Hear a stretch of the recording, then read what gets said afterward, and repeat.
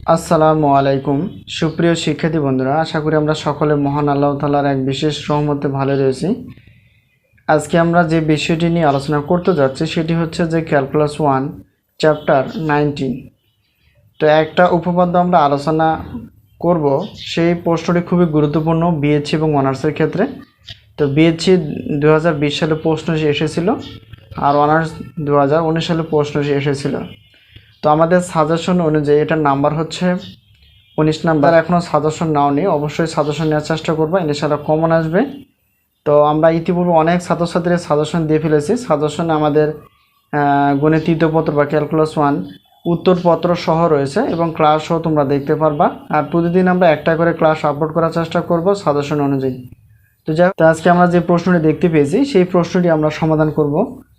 তো দেখো, এখানে বলা আছে, দেখাও যে beta M N integration upper limit দেওয়া আছে ইনফিনিটি, লোয়ার লিমিট দেওয়া আছে 0, Y to the power n - 1 by 1 plus Y power হিসেবে m প্লাস n dy, অথবা beta M N integration infinity 0 Y to the power m - 1, এখানে 1 plus Y to the power m plus n।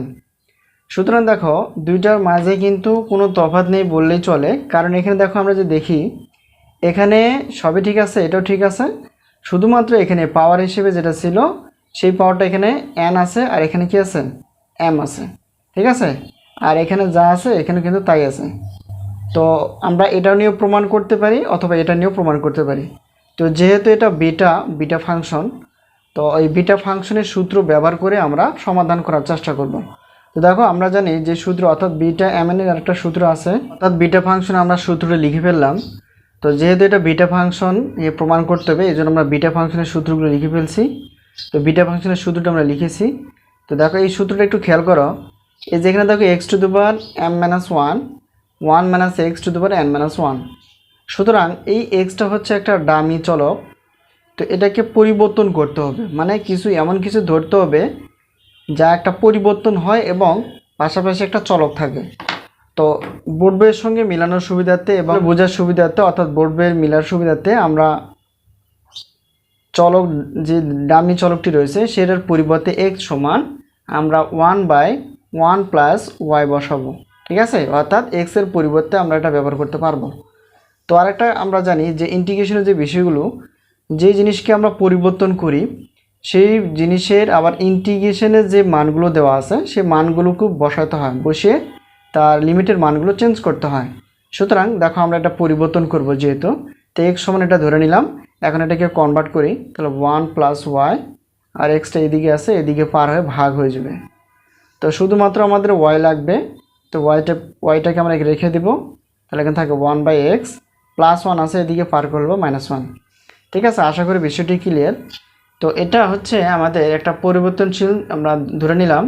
তো তার পাশাপাশি আমাদের যে কাজটা করতে হয় সেটি হচ্ছে যে ধরে নেওয়ার পরপরই আমরা এক্সের সাপেক্ষে অন্তরীকরণ করি। সুতরাং আমরা d/dx এটাকে অন্তরীকরণ করব, অর্থাৎ ডান পাশও আমরা কি করব, এক্সের সাপেক্ষে অন্তরীকরণ করে ফেলব, ঠিক আছে। তাহলে 1/x মাইনাস হচ্ছে 1। আশা করি বিষয়টি ক্লিয়ার। ধরে নেওয়ার পাশাপাশি আমরা ইন্টিগ্রেশনের বিষয়গুলো আমরা এক্সের সাপেক্ষে অন্তরীকরণ করে ফেলি, আর এক্সের সাপেক্ষে ওয়াইকে অন্তরীকরণ করলে dy বাই হচ্ছে dx, এটা একটা বিষয়। আর এখানে দেখো, এই জিনিসটা একটু খেয়াল করো, এটাকে আমরা কীভাবে লিখতে পারি, 1/x মানে কি, অর্থাৎ x ইনভার্স 1, ঠিক আছে। তো এটাকে এভাবে লেখা যায়। আর এটাকে যদি অন্তরীকরণ করে ফেলি, দেখো d/dx x ইনভার্স 1, তো আমরা সূত্র জানি x d/dx x two the power n, এই সূত্রটা হচ্ছে যে nx two the power n - 1, এই সূত্র প্রয়োগ করব। এখানে n বলতে -1 আর x বলতে এখানে xই, আর সূত্রের এখানে দেখো n বলতে এই যে -1 আর মাইনাস, আর একটা সূত্রের মাইনাস লাগাইতে হয়। দেখো, এটা মাইনাস হবে, 1 দ্বারা গুণ করলে x হবে, আর এটা হিসাব করে এটা হবে। আশা করি বিষয়টি ক্লিয়ার। সুতরাং এক্সের সাপেক্ষে এই জায়গাটাকে অন্তরীকরণ করলে আমরা পাবো -x ইনভার্স 2, আর এক্সের সাপেক্ষে এই ধ্রুবক অংশটাকে অন্তরীকরণ করতে 0 হবে। সুতরাং আমরা এটা লিখবো না। এখন দেখো আমাদের কাজ কি, অর্থাৎ এখানে যে অন্তরস্থটা রয়েছে dx এর, অর্থাৎ dx এর মানটা রাখার চেষ্টা করব। তাহলে দেখো, এটা লব বাই হর আছে, এখানে আমরা চেঞ্জ করব। তাহলে ধরো এখানেও আমরা এটা লিখে ফেললাম, এটা হর আছে।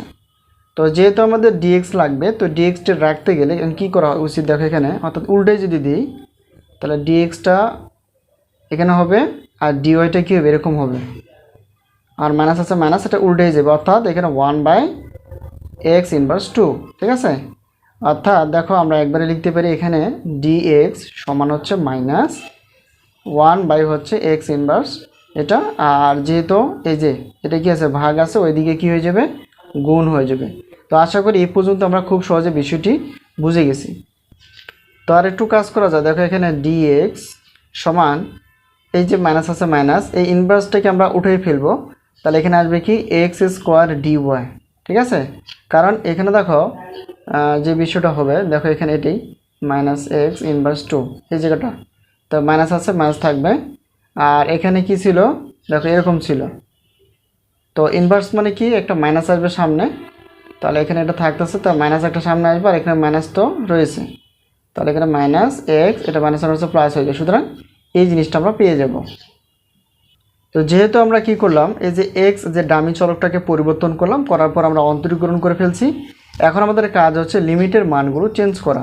দেখো আমরা কি ধরছি এখানে, এই জায়গাটা ধরে ফেলেছিলাম, তো এই জায়গায় অথবা আমরা এই জায়গায় বসাতে পারি, যেহেতু আমরা এক্সের মানগুলো বসিয়ে দিলে ওয়াইয়ের লিমিটের মানগুলো আমরা পেয়ে যাবো। সুতরাং এখানে দেখো লিমিটের প্রথমে হচ্ছে কি লোয়ার লিমিটটা যদি বসায়, অর্থাৎ এক্সের মান 0 যদি হয়, তাহলে ওয়াইয়ের মান কত আসবে, তাহলে ওয়াইয়ের মান হচ্ছে এখানে দেখো আমরা বসিয়ে দিব, তাহলে 1/x মাইনাস হচ্ছে 1, ঠিক আছে।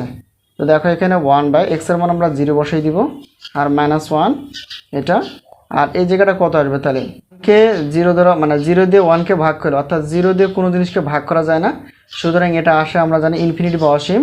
আর সুতরাং এখানে আমরা পুরো জায়গাটা পাবো কত, ইনফিনিটি পাবো। এরপর দেখো প্রথমে আমরা কি করলাম, যে লোয়ার লিমিটের হিসাবটা করলাম। এবার দেখো এক্স এর মান যদি আপার লিমিট হিসেবে রয়েছে কি 1 যদি হয়, তাহলে ওয়াইয়ের মান আমরা কত পাবো, তো ওয়াইয়ের মানটা পাওয়া যাবে 1/x এর মান যদি আমরা 1 বসাই -1, তাহলে এখানে কত আসতেছে, সুতরাং 1কে 1 দ্বারা ভাগ করলে সুতরাং আমরা 0 পাবো। অর্থাৎ যখন আমরা x এর মান 0 বসালাম তখন ওয়াইয়ের মান বের হয়ে গেছে ইনফিনিটি, আর x এর মান যখন আমরা 1 বসালাম, এখানে দেখো দেওয়াই আছে, আর এখানে তাহলে ওয়াইয়ের মানটা আমরা বের করলাম 0। আশা করি বিষয়টি ক্লিয়ার। এখন আমরা কি করব, এই প্রদত্ত যে সমীকরণটা ছিল সেটা লেখার চেষ্টা করব। আমরা প্রদত্ত যে সূত্রটা ছিল সেটা লিখে ফেলেছি।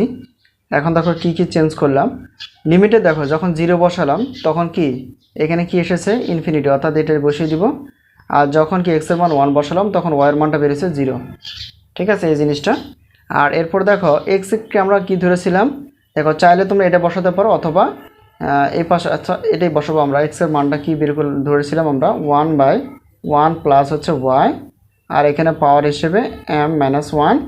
তো সেম একইভাবে তাহলে 1 মাইনাস x এর মান কি ধরেছিলাম, তো x এর মান কি ধরেছিলাম 1, অর্থাৎ এটা দেখো 1/1 প্লাস হচ্ছে y, এটা বসিয়ে দিব, দেওয়ার পর উপরে পাওয়ার যা আছে তাই, ঠিক আছে বলে। ঠিক আছে, দেখো dx এর যে মানটা সেটা আমরা কত বের করেছি, অর্থাৎ এখানে আমরা যেহেতু মাইনাস আছে -x² dy, এটা আমরা বসিয়ে দেবো। প্রত্যেকটার কাজ আমাদের কি করতে হবে, ধাপে ধাপে করতে হবে, যাতে করে কোনো জায়গায় ভুল না হয়। দেখো সবগুলো বসার পর আমরা এটা পেয়ে গেলাম।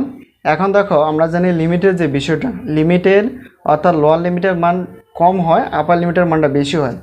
এটার মানেটা কি, এটার মানে হচ্ছে যে 0, আর এটা কি, তাহলে উপরের জিনিসটা অর্থাৎ আপার লিমিটের মানটা কম হয়ে গেছে, আর এটা কি লোয়ার লিমিটের মানটা বেশি হয়, তাহলে এটাকে চেঞ্জ করার চেষ্টা করব। সেটা কীভাবে দেখো, এখানে দেখো আমরা যে কাজটা করতে পারি, এখানে যা আছে তা বিটা mn, আর এখানে দেখা জানি যে কোনো লিমিটের মানকে চেঞ্জ করার জন্য আমরা সর্বপ্রথম মাইনাস আগে কমন নেই। তো মাইনাস যদি কমন নেই তাহলে দেখো লিমিটের মানগুলো উপরে নিচে হয়, সুতরাং নিচের যে লিমিটের মান ছিল সেটা উপরে যাবে, আর উপরেটা আসবে নিচে। আর এখানে কত 1/1 প্লাস হচ্ছে y, আর এখানে পাওয়ার হিসেবে কি আসছে m-1, আর এখানে দেখো 1/1 প্লাস হচ্ছে y, তারপর এখানে পাওয়ার যা আছে তাই।